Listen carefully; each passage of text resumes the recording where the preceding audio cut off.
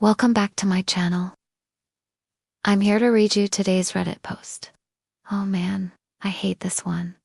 Okay, so apparently this is a true story and it's under the pro revenge.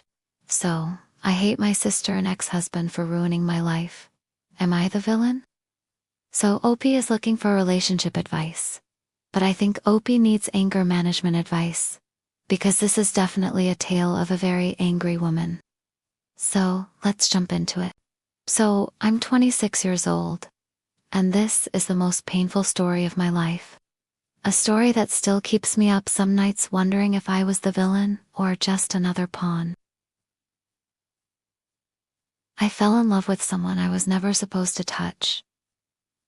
My sister's fiancé. He wasn't perfect, but to me, he was everything I thought I deserved. Strong, quiet, successful, and always so kind to me. Too kind. Every time he came to our house, I felt like I couldn't breathe, and yet I always found excuses to be around. We didn't kiss. We didn't cross the line, but there were looks, conversations, silences that spoke louder than words. I hated myself for it, but I hated my sister more for having him. Her name is Trin. 5 years older, always the golden child. Beautiful, poised, respected. Everything I wasn't. The day she found out, I expected her to explode. But instead, she just stared at me. Then she laughed, a calm, cruel laugh. "You want him?" she said. "Fine. You'll have him. Let's see how long it lasts." And just like that, the wedding went ahead, but faster, messier. 3 months later, she divorced. 2 months after that, he married me. Everyone said it was fast. Too fast? But I didn't care. I had one, or so I thought. At first, things were sweet. He cooked. He kissed my forehead. He even framed our wedding photo in the living room. But there were cracks. He slept on the edge of the bed. He rarely looked me in the eyes. And he never, not once, said "I love you." One night I confronted him. He was drunk and I asked, "Why did you marry me if you never loved me?" He stared at the ceiling and whispered, "Because she asked me to." I froze. "Who? Trin," he said. "Your sister?" He closed his eyes. "She said marrying you would fix everything, that it would make up for what happened." "What happened?" I asked, my voice cracking. He didn't answer. But deep down, I already knew. I wasn't the prize. I was the punishment. That night, I didn't sleep. I sat on the kitchen floor for hours, replaying his words in my head. She said, "Marrying you would fix everything. It would make up for what happened." Make up for what? The next morning, I pretended everything was fine. Made coffee. Smiled. Kissed him goodbye. And then I opened his old laptop. He never changed his password. A mistake. There were emails. From my sister. Hundreds. The earliest ones were from before their wedding. At first, they were romantic. Memories. Plans.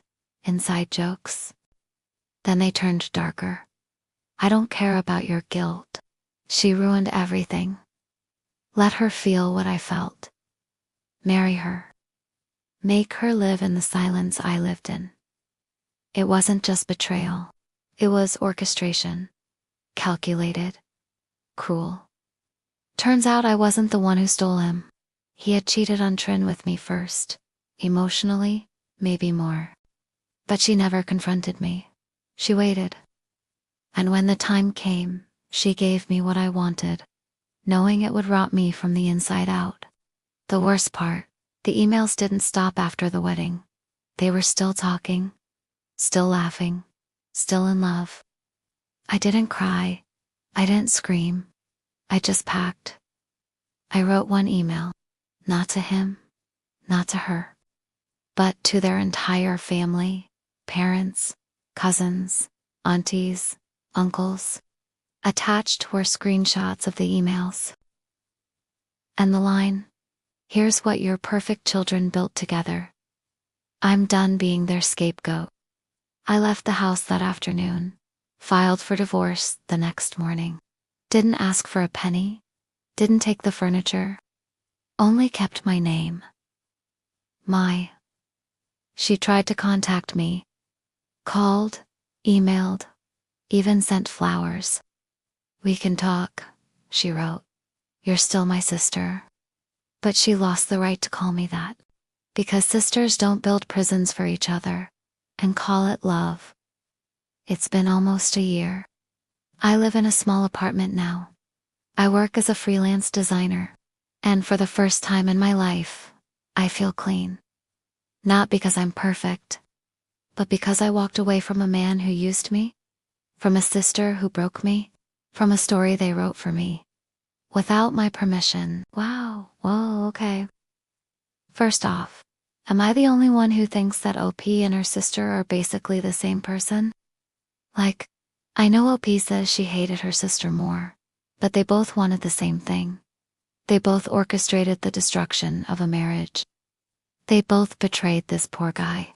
Yeah, I get that this guy is a piece of shit, and he deserves all the bad things happening to him. But OP doesn't come off much better. And I guess my question is, why?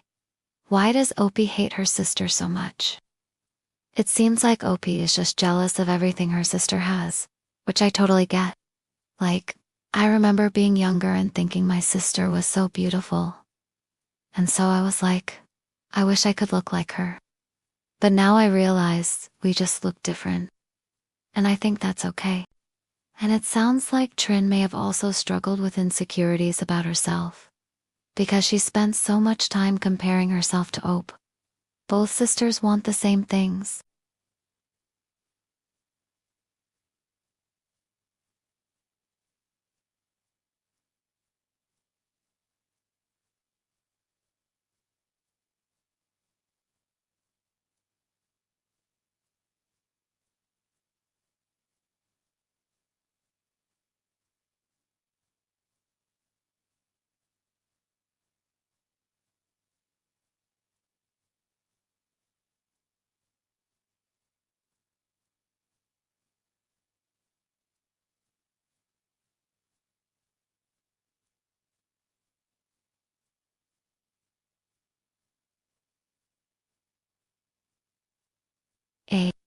And second, when OP says that she feels clean now, I sort of wonder if she's taking accountability for her actions. Like, yeah, it sucks that she got used and manipulated by this dude. But she willingly participated in the deception. She willingly partook in cheating on Trin. And I do and think she should feel so remorseful that she couldn't bring herself to sleep at night. But I do think she needs to take accountability for what she did. Now Opie says she's over the whole situation now and she doesn't feel guilty. And I hope that's true. But I'm curious, if Trin and her family show up to OP's wedding, will OP still feel that way? Or will she feel remorseful? But then again, the reason why I'm wondering all this is because this story just feels off to me. Like, I feel like Opie is trying to redeem herself. So she writes this Reddit post saying, "Look what these horrible people did to me." And if she's telling the truth, then I got to say good for her for finally realizing that she doesn't need these toxic people in her life anymore. But if OP is lying, then this story's just her trying to put all the blame on others for the mistakes that she made.